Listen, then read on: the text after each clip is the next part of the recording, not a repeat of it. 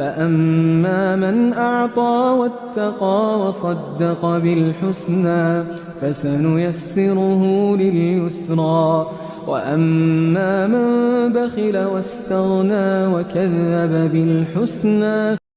بسم الله الرحمن الرحيم. السلام عليكم ورحمة الله وبركاته.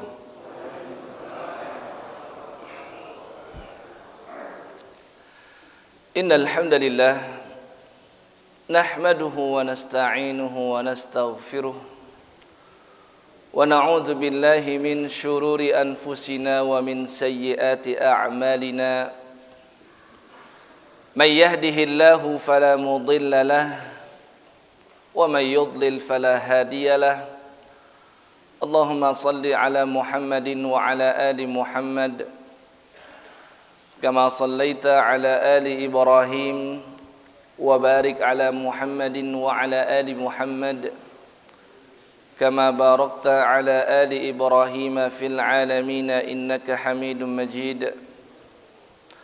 اللهم سبحانك لا علم لنا إلا ما علمتنا إنك أنت العليم الحكيم. وعلمنا ما ينفعنا وانفعنا بما علمتنا. اللهم إنا نسألك علما نافعا ورزقا طيبا وعملا متقبلا. ربنا زدنا علما وارزقنا فهما آمين يا رب العالمين. ثم أما بعد. Bapak Ibu sekalian yang dirahmati dan dimuliakan Allah, pada hari ini sedikit berbeda ya. Di bulan lalu masih di bawah, sekarang berada di atas ya. Dan sesungguhnya yang berada di atas tidak bertambah kemuliaannya dibandingkan yang di bawah. Yang berbicara tidak jauh lebih bertakwa daripada yang mendengarkan. Insyaallah kita berada di masjid ini saling semangat untuk tawassaw bil haq dan tawassaw bis sabr, saling menasihati dalam hal yang kebenaran dan saling menasihati untuk terus bersabar taat kepada Allah Jalla Jalaluh. Sebagaimana yang disampaikan oleh MC tadi bahwasannya ya, pembahasan kita ini tidak jauh-jauh dari adab. Sejak 2 bulan silam ya, kita mempelajari tentang pentingnya adab. Kita sudah membahas tentang bagaimana Allah Jalla Jalaluh mengajarkan kepada kita semua tentang sebuah adab yang saat itu diceritakan dalam Quran, kisah tentang Nabi Musa alaihi salatu wassalam yang diajarkan adab oleh Allah Jalla Jalaluh ketika berada di Bukit Sinai, di lembah tua, sebelum menerima wahyu dari Allah berupa kitab Taurat. Maka beliau diperintahkan untuk melepaskan dan menanggalkan kedua sandal beliau terlebih dahulu, karena saat itu beliau sedang berada di tempat yang sangat disucikan oleh Allah Jalla Jalaluh, yaitu lembah tua. Kemudian kita sudah terangkan bahwasannya adab itu banyak sekali jenis dan macamnya. Namun kebanyakan kaum muslimin ketika mendengar satu ungkapan tentang adab atau akhlak, pasti yang terpikir pertama kali itu adalah adab terhadap sesama manusia. Mungkin adab terhadap guru, terhadap orang tua, terhadap masyarakat, terhadap lingkungan, terhadap tetangga dan seterusnya. Ini mungkin yang terfikirkan pertama kali di setiap pikiran insan. Namun sebenarnya jauh lebih daripada itu. Sepatutnya kita harus beradab dan berakhlak terlebih dahulu kepada Rabb dan pencipta kita, yakni Allah Subhanahu wa ta'ala. Ini bukan mengesampingkan tentang adab terhadap manusia, bukan mengesampingkan terhadap hablum minan nas. Namun memang di dalam syariat Islam, keimanan itu selalu dikaitkan dengan akhlak. Semakin tinggi keimanan seseorang, semakin tinggi ketakwaan seseorang, tentu akan ada refleksi dari perbuatan dan akhlak dan sikapnya terhadap sesamanya. Maka Nabi sallallahu alaihi wasallam tegaskan di dalam hadis riwayat yang sahih muttafaqun alaih terdapat di dalam kitab Sahih Al-Imam Bukhari dan Imam Muslim. Riwayatnya disampaikan oleh beliau sampai dengan sahabat Nabi yang bernama Sayyidina Abu Hurairah radhiyallahu taala anhu. Nabi bersabda, "Man kana yu'minu billahi wal yaumil akhir falyaqul khairan aw liyasmut. Wa man kana yu'minu billahi wal yaumil akhir fala yu'dhi jarah. Wa man kana yu'minu billahi wal yaumil akhir falyukrim dhaifah." Ini keimanan semua dikaitkan dengan adab dan akhlak terhadap sesama manusia. Karena selalu seperti itu. Kata Nabi, barang siapa yang beriman kepada Allah dan hari akhir, yaitu hari kiamat, maka hendaklah dia berucap dengan ucapan yang benar, atau kalau tidak mampu hendaklah dia diam. Nabi tambahkan, barang siapa yang beriman kepada Allah dan hari akhir, fala yu'dhi jarah, jangan sampai ia menyakiti tetangganya. Saking pentingnya tetangga itu, Nabi berulang kali diingatkan oleh malaikat Jibril, tetanggamu wahai Muhammad, tetanggamu wahai Muhammad. Sampai Nabi menduga dan berpikir, jangan-jangan tetangga itu termasuk di antara yang mendapatkan harta warisan. Karena berulang-ulang diingatkan terus. Padahal harta warisan itu tidak akan diberikan kecuali kepada ahli waris atau keluarga. Ya kecuali kalau tetangganya keluarga juga. Lain cerita itu. Ya, ini pentingnya menjaga hubungan dengan tetangga. Nabi tambahkan lagi, barang siapa yang beriman kepada Allah dan hari akhir, hendaklah ia memuliakan tamunya. Ini selalu dikaitkan keimanan kepada Allah Jalla Jalaluhu, keimanan kepada yaumil akhir, dan keimanan kepada yang lain di antara rukun-rukun iman dikaitkan dengan akhlak terhadap sesama. Kita tidak kesampingkan hal itu. Ya. Nabi juga terangkan, misalkan Sayyidah Aisyah Ummul Mukminin, ibunda kita semua, beliau pernah meriwayatkan bahwasannya Nabi SAW bersabda, "Inna min akmalil mu'minina imanan ahsanuhum khuluqan wa altufuhum bi ahli." Di antara orang beriman atau di antara kaum mukminin yang paling sempurna keimanannya, itu adalah yang paling terbaik akhlaknya dan paling lembut terhadap istri dan keluarganya. Paling lembut. Jadi ibu-ibu, koreksi bapak-bapak di rumah. Kalau sudah biasa rajin ke masjid, sudah terbiasa berpuasa, sudah terbiasa bersedekah dan ibadah-ibadah lain, tapi sampai di rumah masih kasar terhadap istri, ya, masih teriak-teriak di rumah, masih otoriter di rumah, atau bahkan mungkin memukul, ya, dan menyakiti, maka masih dipertanyakan keimanannya. Pertanda mungkin ibadah yang ia lakukan belum sampai kepada hatinya. Keimanan yang ia punya belum sampai merasuk dan meresap ke dalam hati. Selama ini keimanannya itu hanya berbicara tentang ibadah-ibadah yang zahir saja, dan ia melupakan ibadah-ibadah yang batin, ibadah hati yang lebih penting. Ya.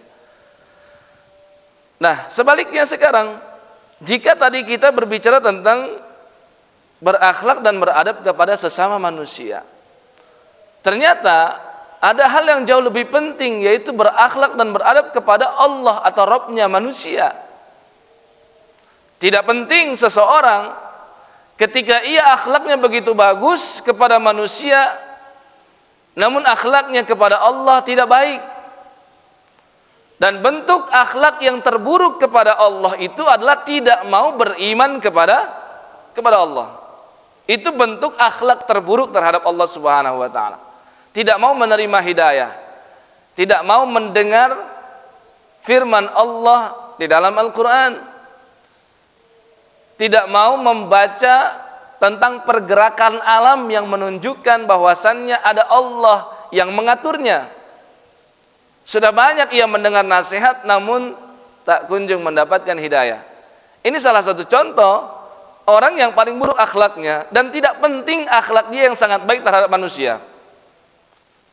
Pernah seorang sahabat mempertanyakan dan memperkarakan seseorang kafir Quraisy yang bernama Ibnu Ju'dan. Dia ini sangat ramah sama orang. Dia ini sangat baik sama orang lain. Dia ini penuh kasih terhadap yang lain. Dia suka memberi sedekah, suka membantu orang-orang du'afa, suka memenuhi kebutuhan para janda dan seterusnya. Baik sekali akhlaknya. Namun ketika itu para sahabat bertanya tentang Ibnu Ju'dan, dia tak kunjung juga beragama Islam. Dia tak kunjung juga untuk mengucapkan kalimat syahadat. Kiranya ya Rasul, orang yang seperti ini bagaimana nasibnya? Maka Nabi SAW tegaskan kepada sahabatnya tentang Ibnu Ju'dan ini, la yanfa'u, tidak memberi manfaat apapun terhadap dirinya. Sedekah dia tidak memberi manfaat bagi dia sedikit pun.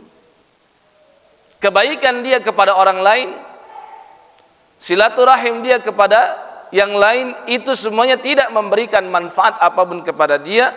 Kenapa? Innahu lam yaqul yauman, karena dia tidak pernah berucap Rabbighfirli khati'ati yaumaddin.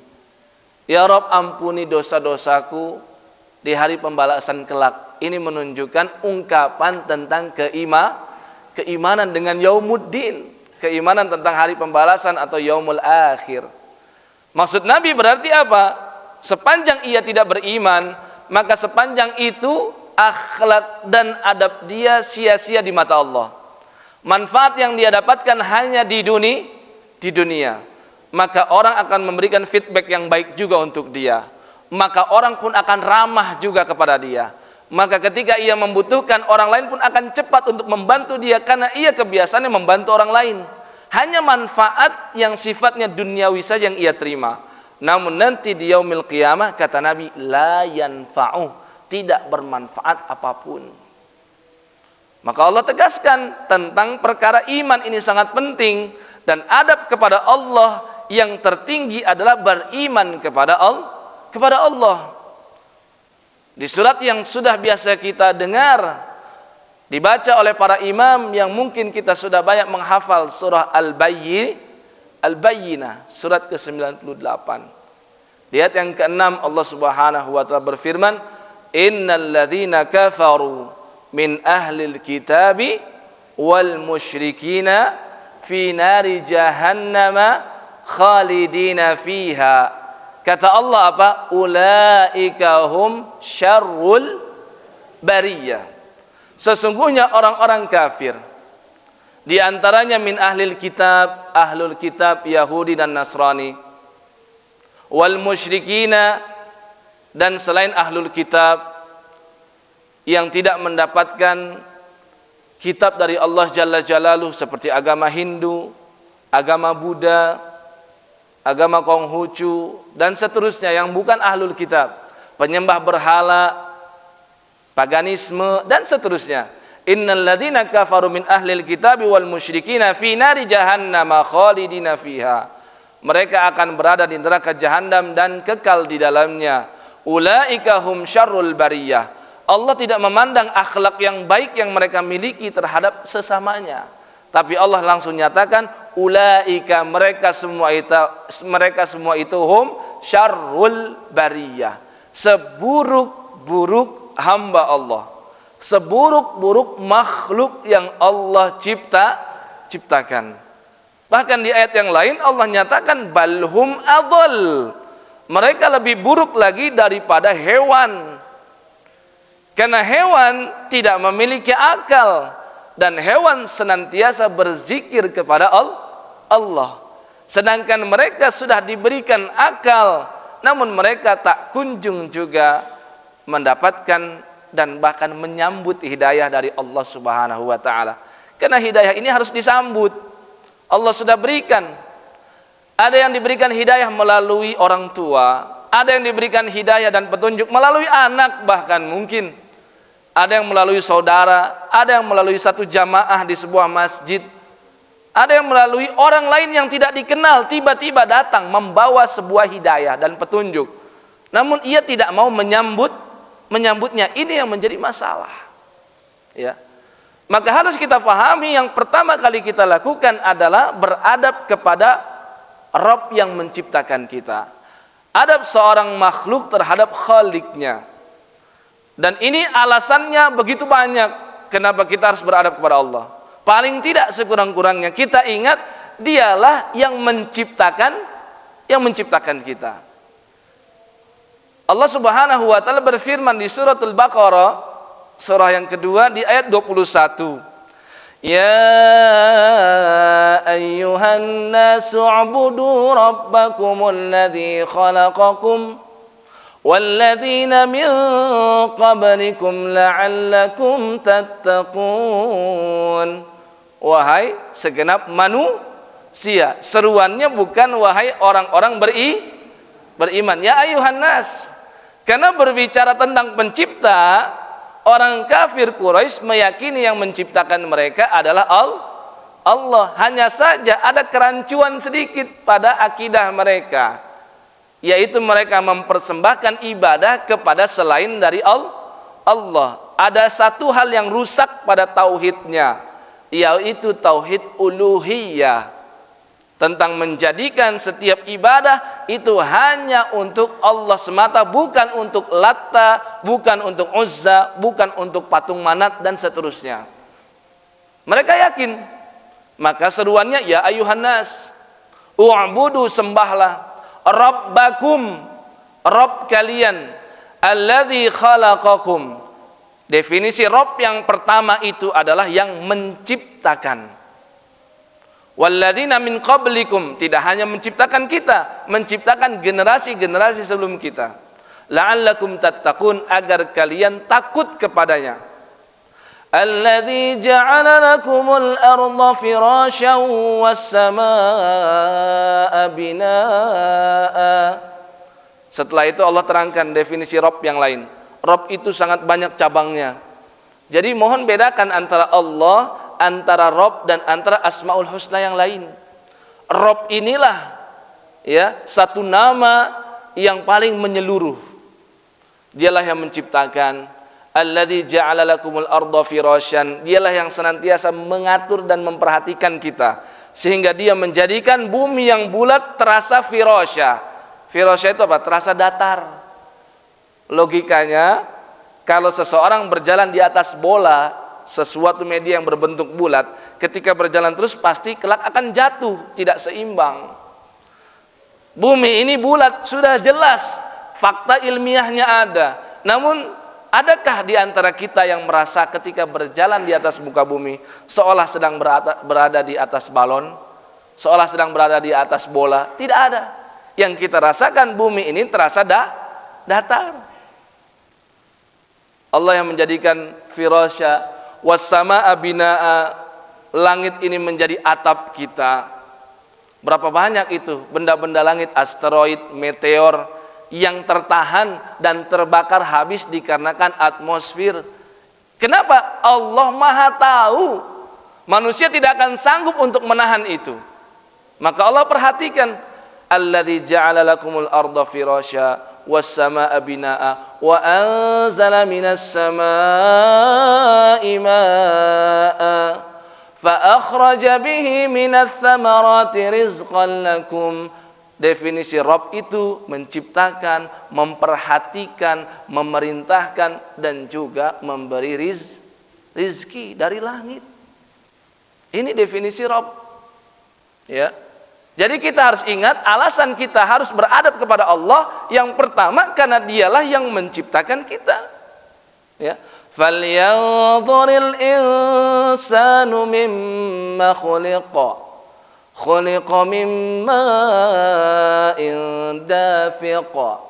Yakhruju min bainis sulbi wat taraib. Sering kita baca kan? Ya, surah At-Tariq itu, surat ke-86, Allah berfirman, "Falyanzuril insanu mimma khuliq." Hendaklah manusia memperhatikan dari apa dia diciptakan. Khuliqa mimma indafiq. Diciptakan dari air yang memancar, yaitu dari air mani. Ya. Perhatikan betul, Allah yang menciptakan kita. Kemudian juga kita perlu mengetahui alasan kenapa kita harus beradab kepada Allah. Karena tidak hanya menciptakan, Allah sudah sediakan itu panca indera untuk kita. Allah sudah sediakan segala fasilitas-fasilitas yang ada di atas muka bumi ini untuk kita semua agar kita semakin mengenal Allah. Tidak ada alasan seseorang tidak memiliki ma'rifatullah. Tidak ada alasan seseorang tidak mengenal Rabb-nya.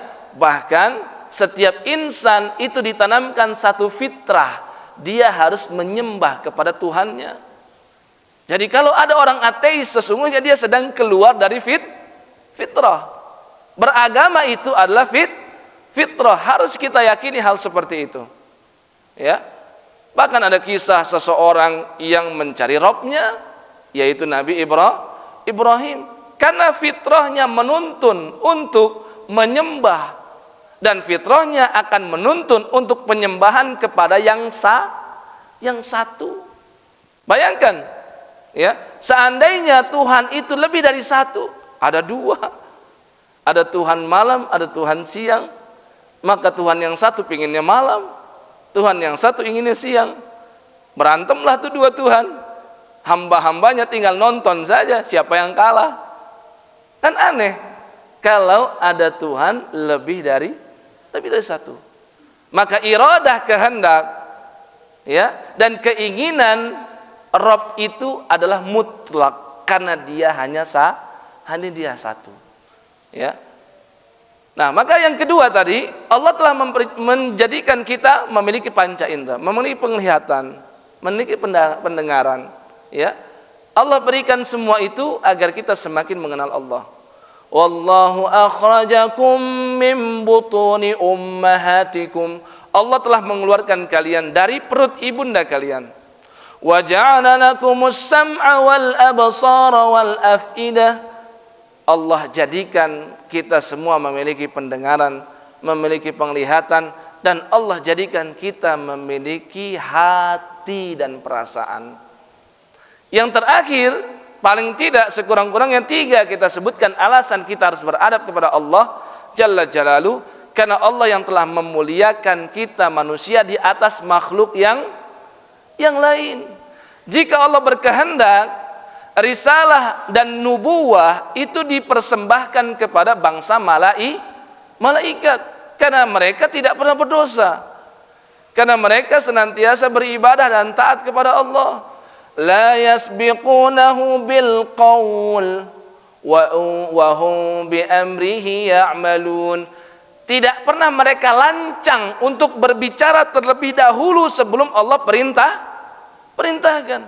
Sedangkan kita manusia kebanyakannya lancang terhadap perintah Allah. Seandainya Allah berkehendak, Allah serahkan risalah dan nubuwah itu kepada bangsa malaikat, jauh lebih taat daripada kita. Isinya hanya takwa. Kita ini ada takwa, ada nafsu. Fa'alhamaha fujuraha wa taqwaha wa nafsin wa ma sawwaha. Demi nafsu, kita punya jiwa yang akan mendorong kepada 2 hal. Ya, kepada yang fujur atau kepada yang takwa. Semakin dibersihkan dan disucikan hati itu, maka hatinya akan terus mendorong kepada yang takwa. Semakin kotor, semakin berkarat, maka hatinya akan mendorong kepada yang fujur. Tapi malaikat tidak punya itu. Malaikat isinya hanya takwa. Maka seharusnya mereka yang lebih layak untuk mendapatkan risalah dan nubuwah. Tapi ternyata Allah muliakan manusia. Ya, bahkan Allah nyatakan kepada para malaikat ketika Allah berfirman di surah Al-Baqarah ayat 30, "Wa idz qala rabbuka lil malaikati inni ja'ilun fil ardi khalifah." Malaikat kan protes. Qalu ataj'alu fiha man yufsidu fiha wa yasfiku dima'a wa nahnu nusabbihu bihamdika wa nuqaddisu lak. Allah langsung balas ungkapan malaikat. Mereka berkata, bukankah manusia itu nanti kelak akan menumpahkan darah, akan berbuat kerusakan sebagaimana umat dan bangsa sebelum manusia yang menempati bumi, yaitu bangsa jin sebelumnya. Maka Allah jawab, inni a'lamu ma la ta'lamun. Aku tahu apa yang tidak kalian tahu. Allah nyatakan itu demi membela siapa? Membela manusia. Ya. Jadi Allah sudah takrimkan, ikramkan. Ya. Walaqad khalaqanal insana fi ahsani taqwim. Ahsani taqwim. Sebaik-baik penciptaan. Ya, Allah sediakan mata dua. Bayangkan kalau mata kita satu, Pak. Allah jadikan simetris, mata di atas, mulut di bawah. Coba dibalik. Mulut yang di atas, mata yang di bawah, bagaimana yang terjadi? Ya. Pokoknya ini benar-benar ahsani taqwim. 3 alasan besar kita harus beradab dan berakhlak terhadap Allah Jalla Jalaluhu, karena dialah yang menciptakan kita, dia yang menyediakan panca indera dan fasilitas lain untuk mengenal dia, dan dialah yang telah meninggikan derajat kita manusia di atas makhluk-makhluk yang lain. Maka yang pertama, cara kita beradab kepada Allah dan berakhlak kepadanya, itulah dengan mencintainya secara ikhlas. Mencintai Allah secara ikhlas. Ini bahasa dan ungkapannya mudah, prakteknya sangat sulit. Berapa banyak di antara kita mudah mengatakan cinta kepada Allah, cinta kepada Nabi SAW, tapi ketika dibenturkan antara memilih ini atau memilih Allah, memilih harta atau memilih Nabi, memilih ini atau memilih agama Islam, kita akan mudah mengesampingkan Allah dan Rasulnya, memilih yang lain, belum menomorsatukan Allah dan Rasulnya. Mencintai Allah dengan penuh keikhlasan dan dengan penuh kepasrahan dan ketundukan. Inilah yang menimbulkan ya ibadah secara istiqomah. Sehingga tidak ada alasan ketika seseorang lelah dengan ibadahnya, kemudian ia berhenti dari ibadah dan menyimpang. Tidak ada alasan. Coba kita lihat Pak, Nabi SAW, beliau itu sudah dijamin ampunan dari Allah, ya kan? Di surah Al-Fath, surah ke-48, di ayat yang pertama, Inna fatahna laka fathan mubina, liyaghfira laka Allahu ma taqaddama min dzambika wa ma ta'akhkhar, agar Allah mengampuni dosamu Muhammad, maka taqaddam yang sudah lampau dan ta'akhkhar yang akan datang. Semua kesalahan Nabi itu sudah dihapuskan. Jika kita beribadah bukan dengan keikhlasan, cinta kita tidak ikhlas kepada Allah, maka setelah kita dinyatakan diampuni dosanya, mungkin kita berhenti ibadah. Karena sudah jelas diampuni oleh Allah. Tapi Nabi, orang yang paling murni cintanya kepada Allah, maka tidak ada alasan walaupun beliau diampuni, kita lihat ibadah beliau. Ya, pernah kita terangkan, mungkin berulang kali, tapi selalu menarik ketika kita ceritakan.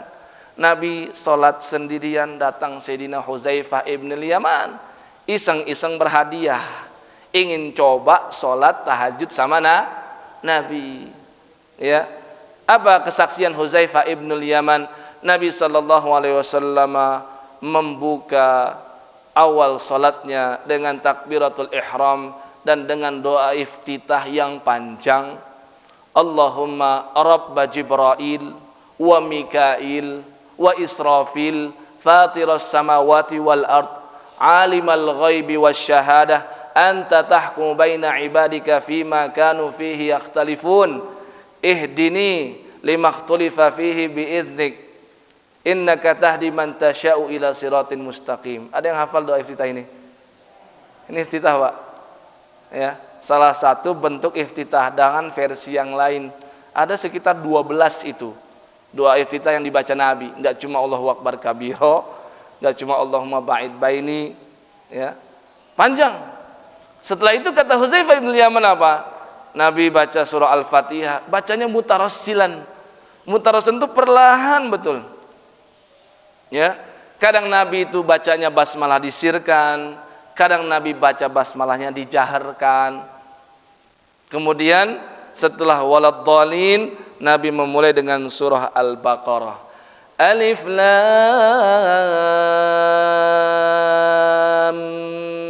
Mim. Dipenuhi betul, Bu, satu ayatnya.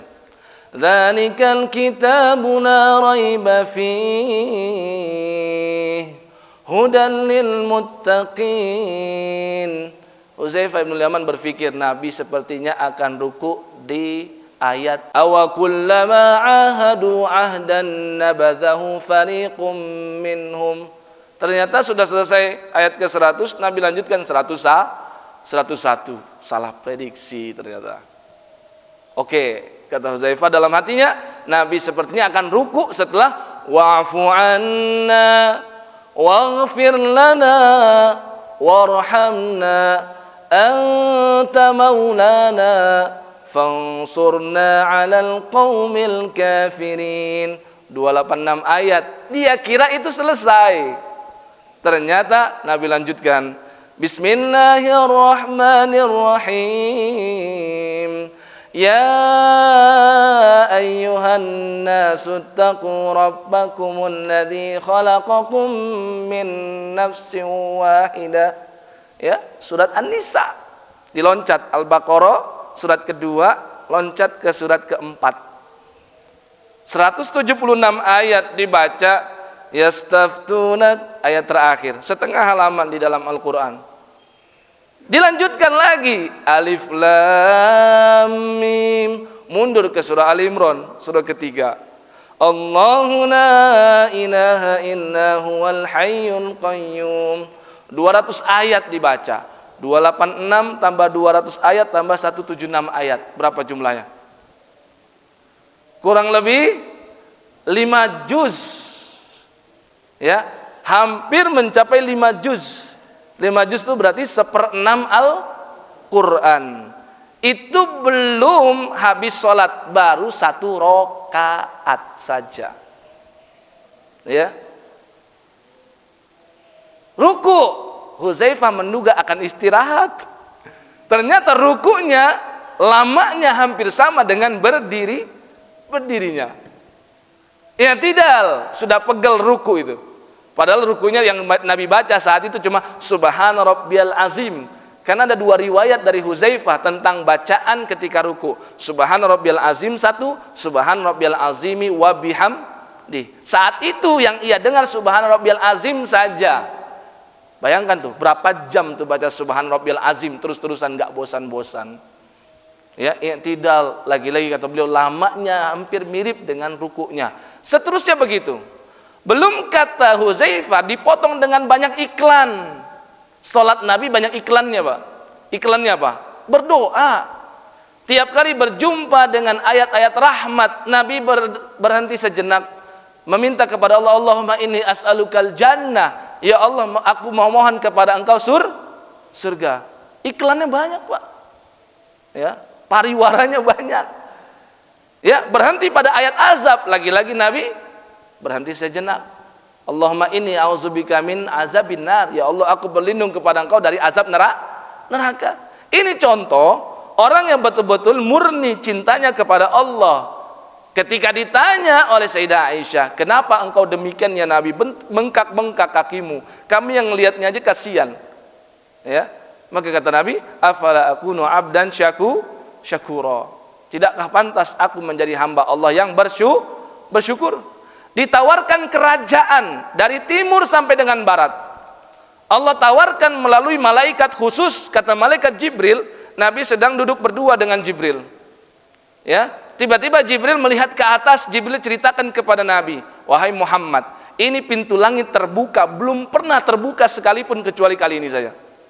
Turun malaikat, belum pernah malaikat ini sejak diciptakan oleh Allah turun ke bumi kecuali kali ini saja. Datang dia menghadap Nabi, dia berkata kepada Nabi SAW, Ya, wahai Rasul, aku mohon izin. Allah berfirman kepadamu, aku ingin sampaikan, afamalikan nabiyyan aj'alu am abdan rasula. Allah berikan pilihan kepadamu, wahai Muhammad, kamu pilih menjadi nabi sekaligus raja. Dari timur dan barat akan Allah berikan kerajaan untukmu semua, melebihi Nabi Sulaiman. Au abdan rasula, atau kamu cuma ingin menjadi hamba Allah dan utusannya saja. Ya, apa yang Nabi lakukan, Pak? Nabi hormat kepada Nabi Sulaiman. Karena Nabi Sulaiman sudah pernah berdoa kepada Allah. Rabbi habli mulkan. Ya Allah, berikanlah aku kerajaan. La yanbaghi li ahadin min ba'di. Kerajaan yang tidak pantas engkau berikan kepada generasi setelahku. Seandainya Nabi mau, Pak, Nabi mau, Allah kabulkan melebihi kerajaannya Sulaiman. Tapi Nabi tawadhu. Nabi tawadhu. Ini kemurnian cinta kepada Allah Jalla Jalaluhu. Nabi itu maksum, benar gak? Maksum itu terlindung dari dosa dan kesalahan. Tapi Nabi selalu sudi setiap hari berdoa kepada Allah, ya muqallibal qulub, sabbit qalbi ala dinik. Wahai yang membolak-balikan hati, ya, teguhkanlah hatiku tetap berada di atas agamamu. Nabi itu khawatir kalau dia berpaling dari agama Allah, sedangkan beliau maksum. Kita bukan nabi, kita bukan sahabat, kita bukan tabi'in, kita bukan alim ulama. Kenapa kita enggan sekali untuk memohon hidayah kepada Allah? Ini contoh murninya cinta Nabi kepada Allah Jalla Jalaluhu. Yang kedua, adab seorang hamba kepada Rabbnya, kepada Allah, yaitu adalah senantiasa berbaik sangka kepada Allah. Keputusan Allah apapun untuk dia, selalu dia husnuzan kepada Allah. Karena Allah berfirman, ana inda zanni abdi bi. Aku sesuai dengan prasangka hambaku.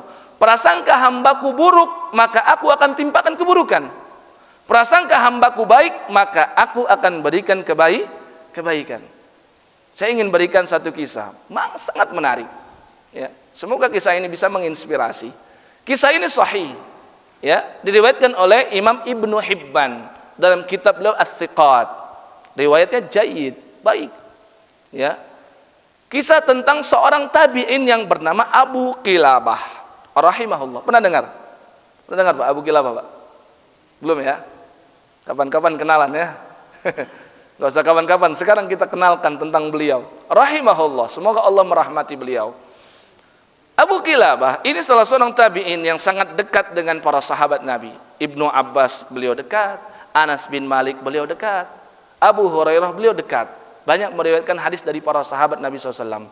Ya, sosok orang ini sangat zuhud dan dia selalu berbaik sangka kepada Allah Subhanahu wa taala. Singkat cerita, ada seseorang, ya, yang bertugas di perbatasan, namanya murabit. Ya, bertugas, nama tugasnya ribat. Orangnya namanya murabit. Yang kata Nabi, ribat, ya, ribat itu termasuk di antara amal ibadah yang akan melindungi seseorang dari azab kubur. Ribat, karena ribat itu termasuk jihad. Bahkan jihad yang paling berat karena dia ada di perbatasan. Kalau ada serangan musuh, dialah yang pertama harus menangkalnya. Ya. Ini ada seseorang yang sedang ribat, berjaga, dia menyisiri pantai karena perbatasannya itu ada di pantai. Sampai suatu ketika dia melihat ada sebuah kemah. Ya. Ketika dia melewati kemah tersebut, dia mendengar sayup-sayup ada orang yang berdoa kepada Allah di dalam kemah. Dengan doa yang sangat luar biasa, menunjukkan dia sangat ikhlas kepada Allah Subhanahu wa taala dengan keputusan apapun yang Allah berikan kepadanya. Dia berdoa, Allahumma auzi'ni an ahmadaka hamdan. Ya Allah, berikanlah aku ilham untuk senantiasa memuji Engkau dengan pujian hamdan ukafi'u bihi syukra ni'matika allati an'amta biha alayya, dengan pujian yang bisa menyamai nikmat yang Engkau berikan kepadaku. Ya.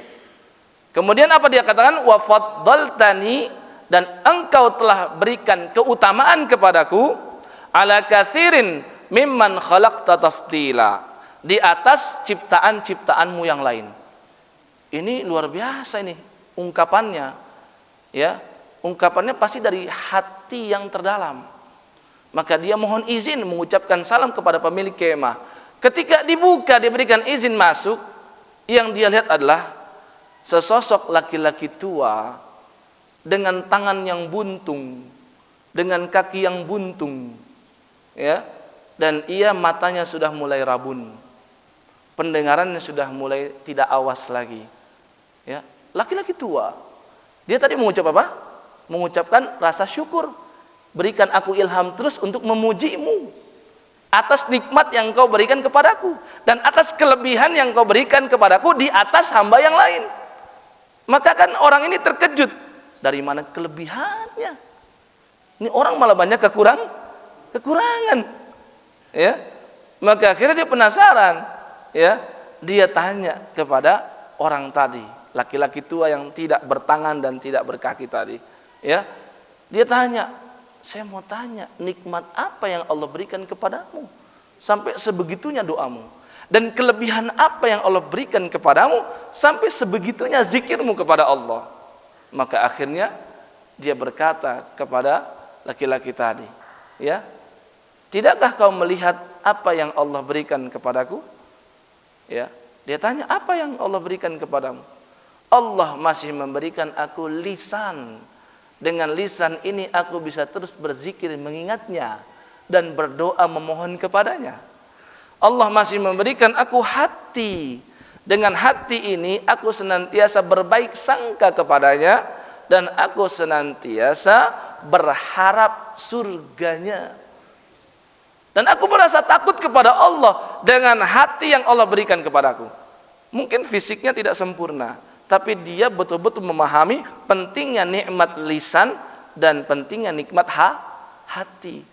Dan dia berkata, wallahi, demi Allah, dia tambahkan, demi Allah, ya, lau arsalas samaa alayya naran fa ahraqatni, seandainya Allah kirimkan, ya, awan atau langit dengan petir sehingga petir tersebut menyambar dan membakar tubuhku.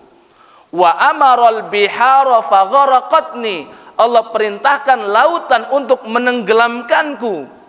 Wa amaral arda fa bala'atni, Allah perintahkan tanah dan bumi untuk membenamkan tubuhku. Wa amaral jibala fadammaratni, atau Allah perintahkan gunung untuk menimpaku. Kata dia apa?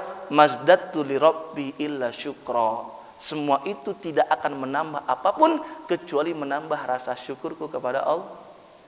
Ini Pak. Terus kita mau beralasan apa tidak bersyukur pada Allah? Anggota tubuh lengkap, ya, kekayaan kita punya, tapi kita masih tidak kunjung bersyukur kepada Allah. Diberikan ujian sedikit, sentilan dari Allah, ya, kehilangan harta, kehilangan kerabat, tapi kita sudah apa? Mengadu kepada Allah, ya Rabb, kenapa engkau timpakan ujian seperti ini? Dosa apa aku ya Rabb? Kadang kita terlalu cepat berburuk sangka kepada Allah. Orang ini anggota tubuhnya tidak lengkap, masih selalu mencari celah, wasilah dia bersyukur kepada Allah Jalla Jalaluh. Bahkan dia tadi ungkapkan pernyataan yang mungkin tidak terfikirkan oleh kita. Seandainya aku disambar petir, seandainya aku ditimpakan gunung, seandainya aku ditenggelamkan laut, seandainya aku dibenamkan oleh tanah, tidak menambah apapun kecuali tambah syukur kepada Allah. Ini kata orang ini. Tadi namanya siapa? Abu Qilabah. Ini orang yang kita ceritakan namanya Abu Qilabah, ya. Sampai akhirnya Abu Qilabah ini berkata kepada orang yang tadi berjaga, yang menemui di kemahnya, tapi aku mohon kepada engkau suatu bantuan, ya, bantuan sesama hamba Allah. Aku punya anak, punya putra yang sudah 3 hari ini tidak nampak. Biasanya putraku ini di waktu sholat dia ambilkan air wudu, di waktu aku lapar dia ambilkan makanan, ya, dia melayani aku. Ini putraku, putra yang solih deh pokoknya, bakti betul sama diriku ini. Tapi sudah 3 hari nggak nampak. Mohon agar engkau cari dia, Maka kata laki-laki tersebut, demi Allah, ya, orang membantu orang lain, maka bantuan untuk dirimu ini paling pantas, karena demikian kamu sangat membutuhkan. Dia cari itu. Ternyata tidak jauh dari kemah itu, dia melihat ada pasir yang menggunduk ke atas, dan dia melihat ada sesosok mayat anak-anak dalam kondisi tidak utuh tubuhnya, dimakan binatang buas. Dia berpikir, sepertinya ini anak yang dimaksud. Ya, dia perhatikan, dia merasa yakin hatinya, iya nih anak yang dia maksud yang sudah hilang 3 hari. Tapi dia berpikir, ya Allah, itu orang udah kasihan banget. Sekarang kalau saya ceritakan anaknya mati, udah gitu mengenaskan, kira-kira gimana ya? Dia bingung, mau gimana saya mulai harus cerita. Akhirnya terpikir, tiba-tiba terinspirasi dengan kisah Nabi Ayub. Ya, maka akhirnya dia memberanikan diri datang lagi ke kemah tersebut. Ya, kemudian dia bertanya kepada laki-laki tersebut, ya, kepada Abu Kilabah, anta akramu 'alallahi am Ayyubun nabi? Saya mau tanya kepada kamu, kamu lebih mulia di sisi Allah atau Nabi Ayub? Abu Kilabah menjawab, bal Ayyubun nabi, jelas Nabi Ayub jauh lebih mulia daripada diriku. Ya, kemudian dia bertanya kepada Abu Kilabah, bagaimana sikap Allah terhadap Nabi Ayub? Maka Abu Kilabah menjawab dengan jelas, Allah menguji Nabi Ayub, anak-anaknya diwafatkan, kerabatnya juga diwafatkan, hartanya ludes habis. Ditanya oleh orang tersebut, terus Nabi Ayub bagaimana sikapnya? Nabi Ayub menjadi hamba Allah, abdan syakura, hamidan syakira, tetap memuji Allah dan tetap bersyukur kepada Allah. Ditanya lagi, terus tidakkah kau ingat Nabi Ayub ditinggalkan oleh teman-temannya juga, dijadikan bahan gunjingan, diejek-ejek? Oh iya, saya tahu. Terus Nabi Ayub bagaimana sikapnya kepada Allah Jalla Jalaluh? Maka lagi-lagi Abu Kilabah menjawab, wajadahu sabiran hamidan syakira. Allah tetap mendapati Ayub menjadi orang yang bersabar, senantiasa memuji Allah dan senantiasa bersyukur kepada Allah. Maka dia terangkan, sesungguhnya aku temukan putramu sudah wafat. Ya. Apa yang dilakukan Abu Kilabah? Marah kepada Allah? Tidak. Dia bahkan mengucapkan kalimat yang luar biasa.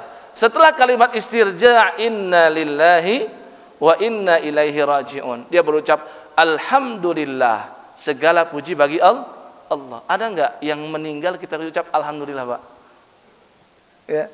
Mungkin di masyarakat itu dianggap ngejek gitu kan. Orang mati dibilang alhamdulillah. Abu Kilabah, putranya wafat, masih mengatakan alhamdulillahilladzi lam yakhluq min dzurriyyati. Ya, segala puji bagi Allah yang tidak menjadikan di antara keturunanku khalqan, ciptaan yang ya'sihi, yang bermaksiat kepadanya. Selama ini aku mengenal putraku bakti kepadaku. Alhamdulillah sampai akhir hayatnya aku mengenal dia tidak bermaksiat kepada Allah. Ya, mengucapkan alhamdulillah. Maka enggak lama setelah itu langsung Abu Kilabahnya wafat, Pak. Habis ngomong alhamdulillah, ya, karena putranya wafat, dia yang wafat.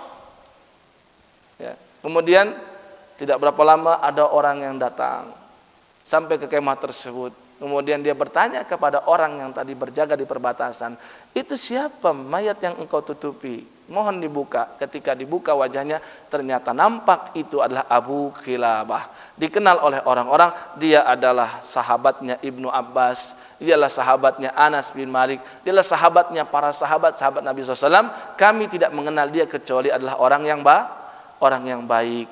Maka akhirnya usai itu orang yang tadi berdialog dengan Abu Kilabah di kemah, dia kembali ke tempat dia berjaga. Di malam hari dia tidur, dia mimpi ketemu Abu Kilabah dalam kondisi memiliki sayap.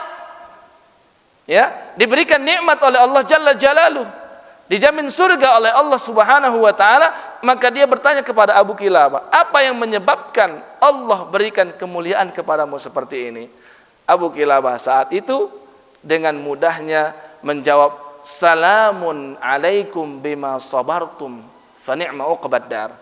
Beliau menukilkan firman Allah di surat Ar-Ra'd ayat 24, salamun alaikum, keselamatan bagi kalian. Bima sabartum, atas kesabaran kalian di dunia. Fa ni'ma uqbad dar, surga adalah sebaik-baik tempat kembali. Ya. Ini kisah orang yang selalu berbaik sangka kepada Allah. Jadi adab yang pertama, mencintai Allah dengan ikhlas. Adab yang kedua, yakni adalah apa? Berbaik sangka kepada Allah. Berbaik sangka terhadap takdir dari Allah, baik takdir yang buruk maupun takdir yang baik untuk diri kita. Yang terakhir, ya, di antara bentuk akhlak seorang hamba terhadap Rabb-Nya, yaitu adalah dia senantiasa mengingat Allah, sehingga ingatannya terhadap Allah dalam kondisi apapun dia akan senantiasa berserah diri kepada Allah dan tawakal kepadanya. Ini kita tutup dan akhiri dengan kisah lagi nih. Biasanya kalau kisah itu semangat orang, kisah itu menginspiratif, apalagi kalau kisahnya sahih. Kisahnya ada di dalam hadis Imam Al-Bukhari, sahih ini jelas, gak perlu dipertanyakan. Nabi Muhammad langsung yang ceritakan tentang generasi sebelum beliau, yaitu Bani Israel. Ya, bagaimana ada orang yang sangat tawakal dan berserah diri kepada Allah karena selalu mengingat Allah dalam kondisi sarra wa dharra, dalam kondisi senang maupun susah. Seorang Bani Israel, kata Nabi yang cerita, seorang Bani Israel, ya, meminjam uang kepada orang lain. Bani Israel juga, ya.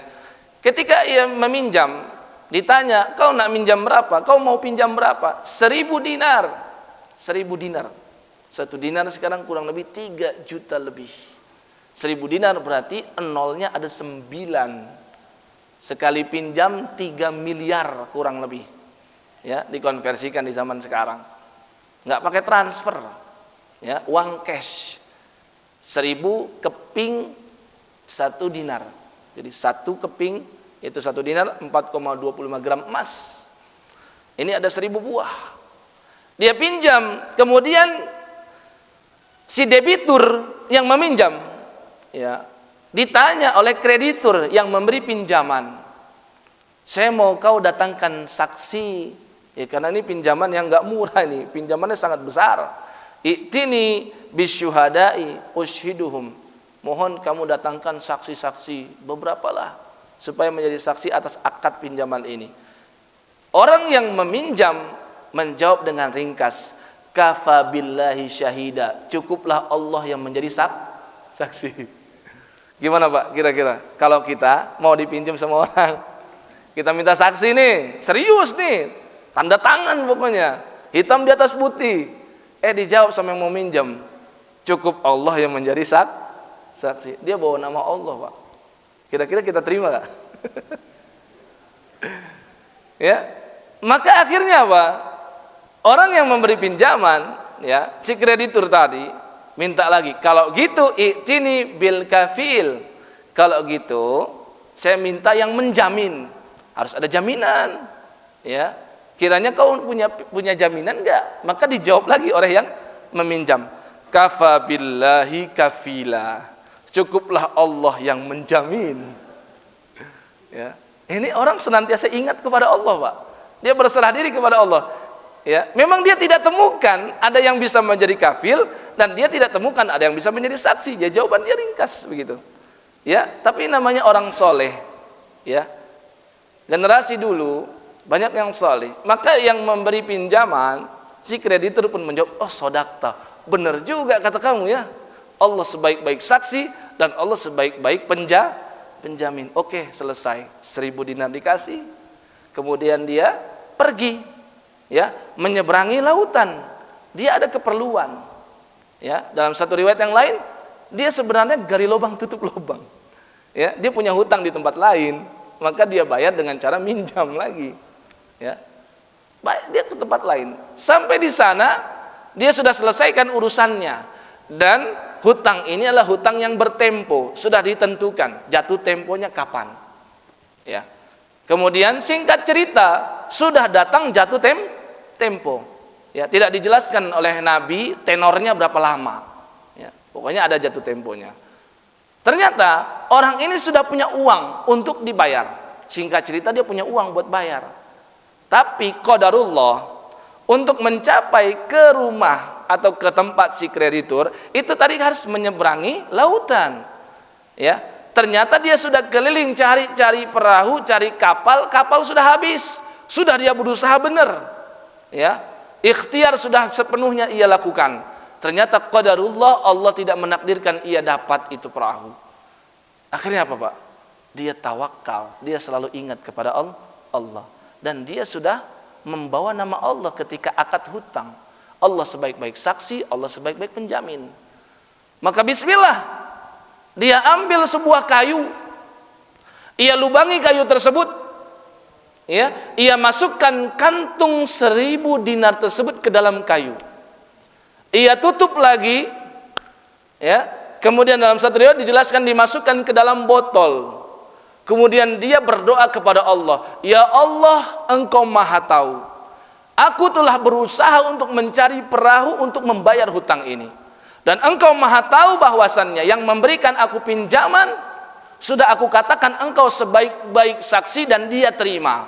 Sudah aku katakan Engkau sebaik-baik penjamin dan dia pun terima.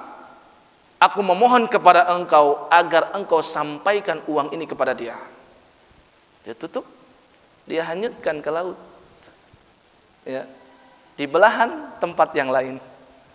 Si kreditur iseng-iseng ke pantai, nyari-nyari ini kan, ini udah jatuh tempo nih, cari kapal-kapal yang datang kan, barangkali orang itu datang, ya, harapannya begitu kuat. Ternyata dia nunggu di pelabuhan, nggak kunjung datang orang, ya, kurir juga nggak ada, saat itu nggak ada Gojek, ya. Jadi orang yang ngutang nggak datang, kurir juga nggak datang. Ketika ia sudah kecewa, ternyata dia melihat itu ada kayu yang mengambang-ngambang di pinggir pantai. Iseng-iseng dia ambil, dia buka, ternyata ada uang 1000 dinar plus ada suratnya. Suratnya dari siapa? Suratnya dari yang meminjam, dan ia ceritakan kondisinya. Ya. Kemudian ia simpan uang tersebut.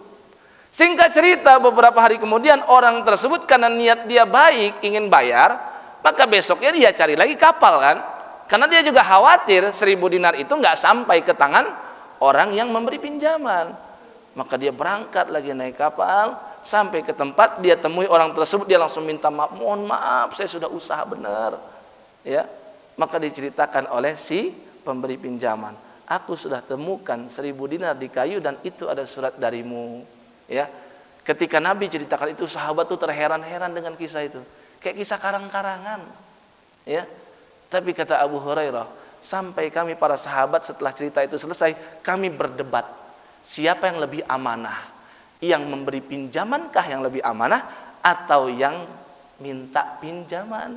Karena yang minta pinjaman bela-belain dia datang lagi sehingga dia butuhkan 2000 dinar, 1000 dinar tadi dia hanyutkan dan 1000 dinar dia bawa untuk datang ke si pemberi pinjaman.